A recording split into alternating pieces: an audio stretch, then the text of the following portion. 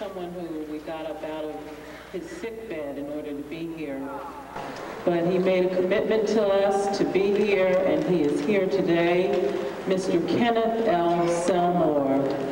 Kenneth Selmore came to New York City in 1990 by way of St. Augustine, Florida. He is a member of the Council of Minority Public Administrators and the Omega Psi Phi fraternity. Some of you may remember Mr. Selmore as a key organizer of past United Way combined municipal campaigns. Currently, Mr. Selmore is an executive fundraiser for the United Negro College Fund. I'd like to welcome Mr. Selmore, a great friend to HRA and to many of you in the audience.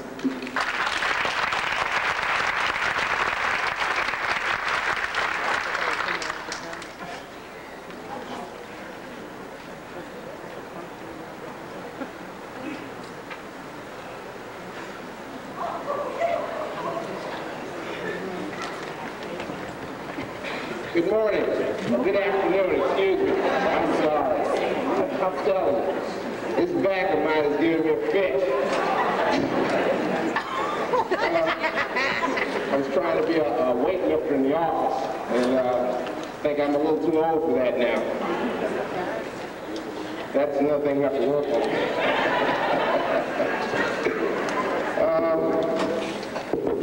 When I was asked to speak, I was extremely excited.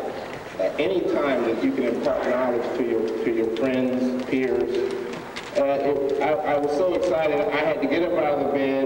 I went and bought a brace so I could be here. I just really wanted you to know how excited I was to speak to you.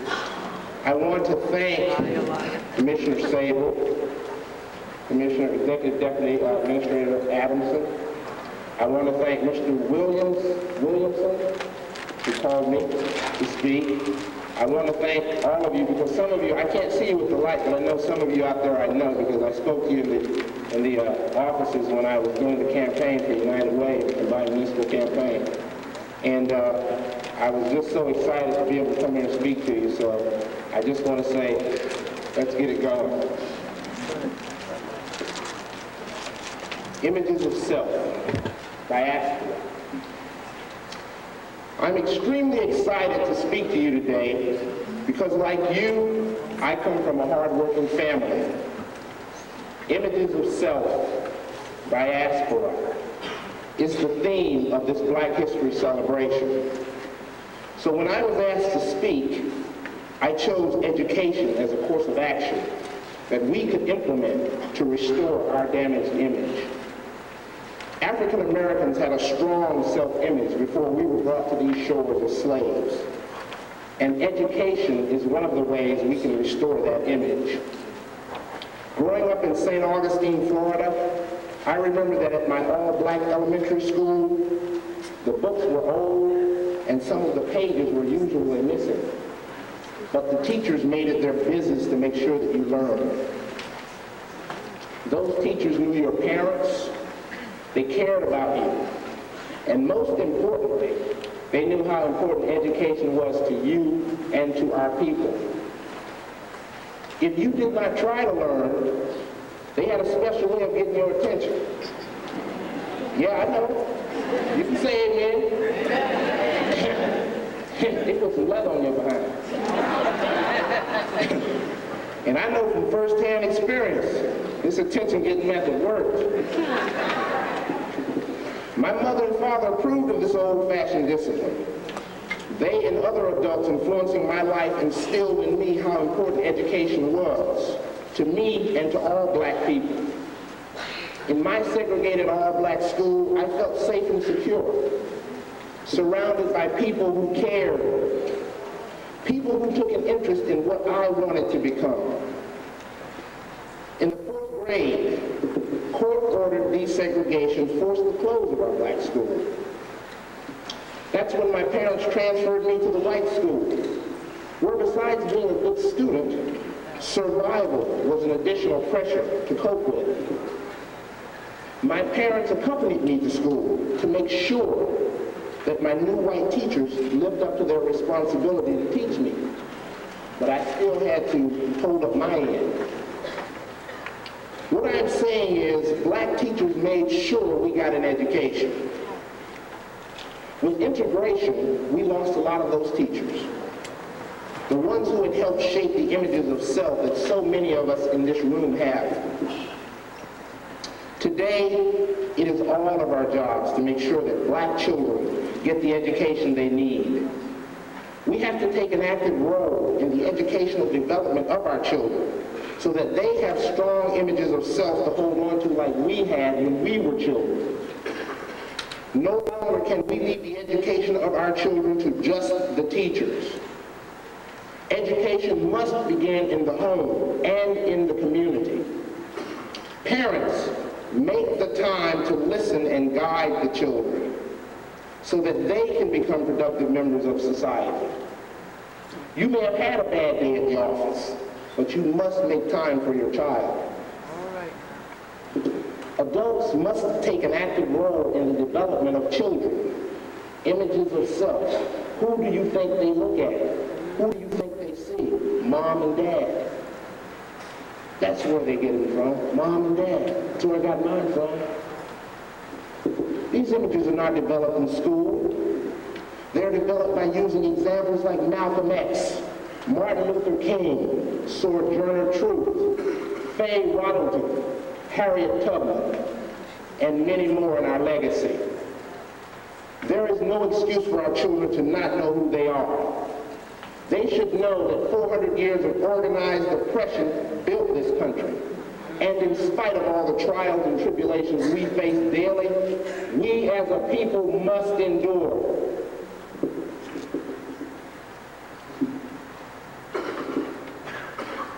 There are strong images of self to emulate. It is our responsibility to guide the children to this information. You cannot expect a school system crippled by budget cuts, grappling with the condom issue, and mounting security problems to focus on teaching our children their rightful place in history. That is our job. Amen.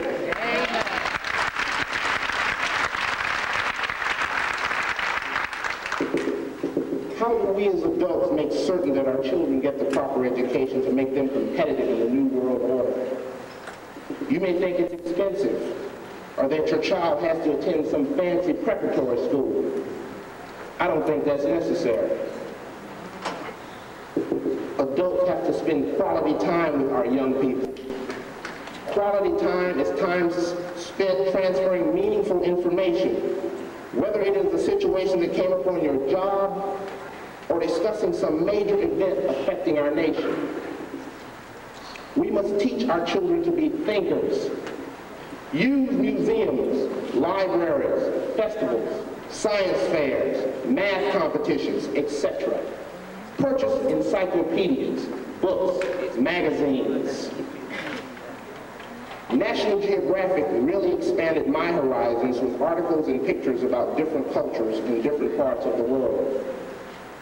I was able to imagine one day seeing these exotic places. Imagination can be a powerful learning tool. These are some of the things we can do to expand our children's imaginations, to stimulate the thinking process. It's not expensive. And you know, they can't get it by watching television.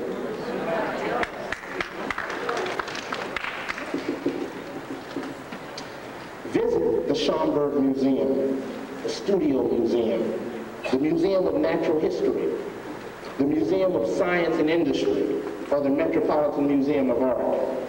Such activities can help shape your child's thinking. Write to some of our black colleges.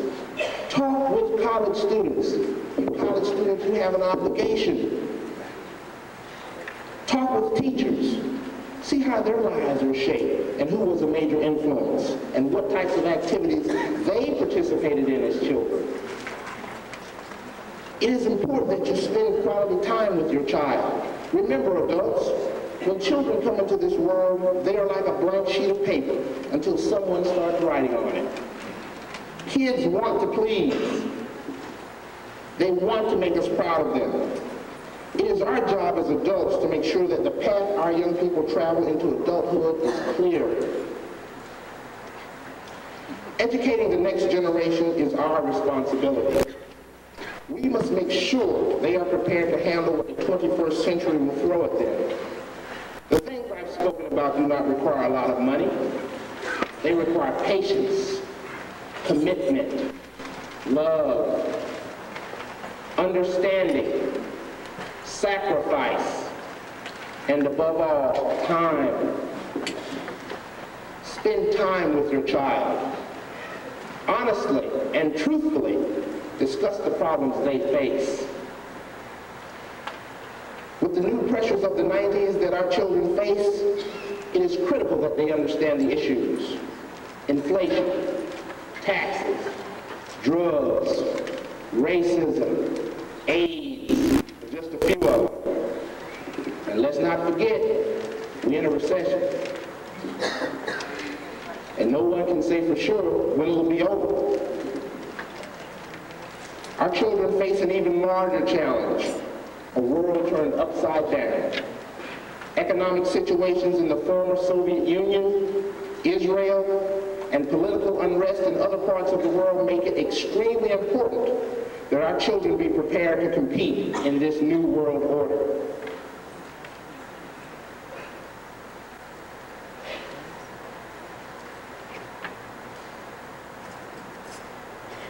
A high school diploma will no longer assure our children of a secure place in this society. By the year 2000, according to the U.S. Department of Labor, most new jobs will require more than a high school diploma. Even in 1980, when I graduated from college and took a job with a major corporation, my salary was commensurate with the salary of a white male with just a high school diploma. My white male counterparts with the same college degrees were well ahead of me on the earning scale. So we must continue to strive for more education. Education is one way of restoring the damaged self-image that has been inflicted upon African Americans. And historically, black colleges are trying to do just that. Black colleges make up only 3%, mind you, 3% of the institutions of higher learning in this country, but graduate 33% of all African Americans with college degrees.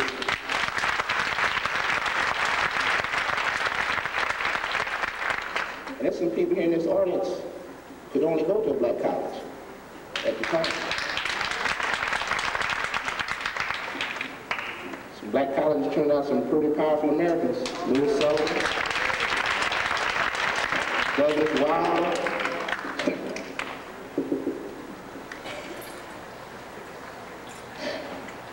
African Americans with college degrees. We need these people to meet the challenges of the 21st century, but we need your help to do it. Now this is a favorite quote of mine. Malcolm X once said, "Education is the key to the future, for tomorrow is for those who prepare for it today." Did you hear it? I'm gonna read it again. Education is the key to the future, for tomorrow is for those who prepare for it today.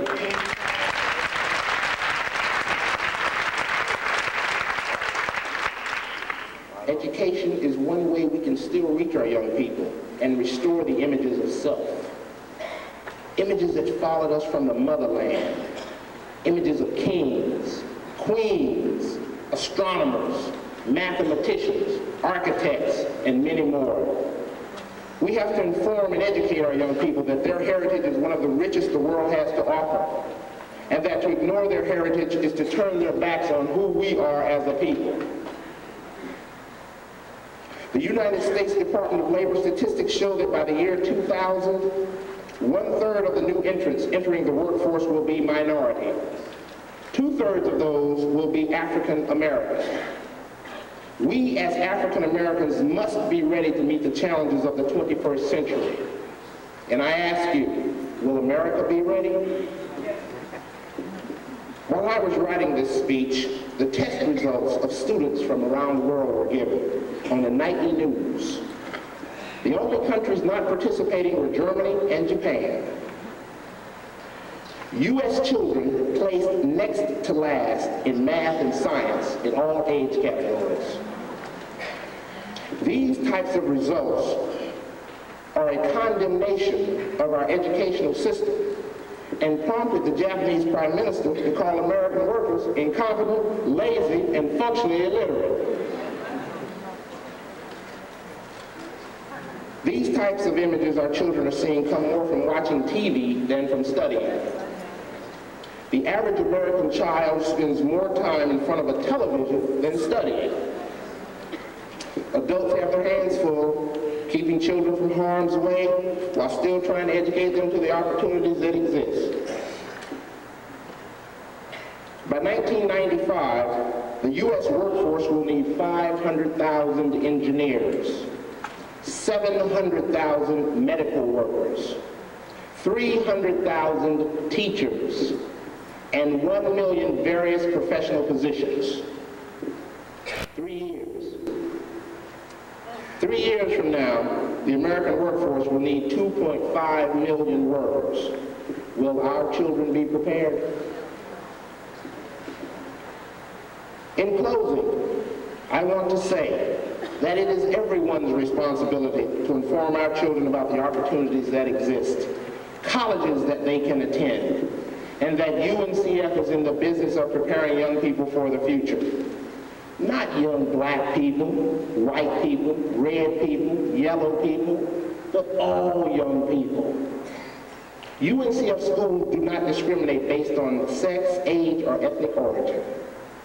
So I say to all my brothers in the audience, white brothers, black brothers, and sisters, excuse me, blue brothers, any green brothers, any purple brothers out there, any Omegas, I'm telling it to you too.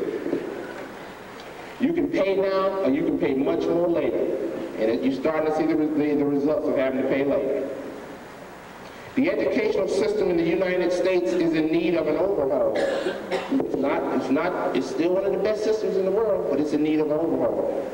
But until that happens, we as adults must do everything we can to instill in our children a sense of purpose and direction through education. Most of you will soon be ready for retirement. Well, yeah.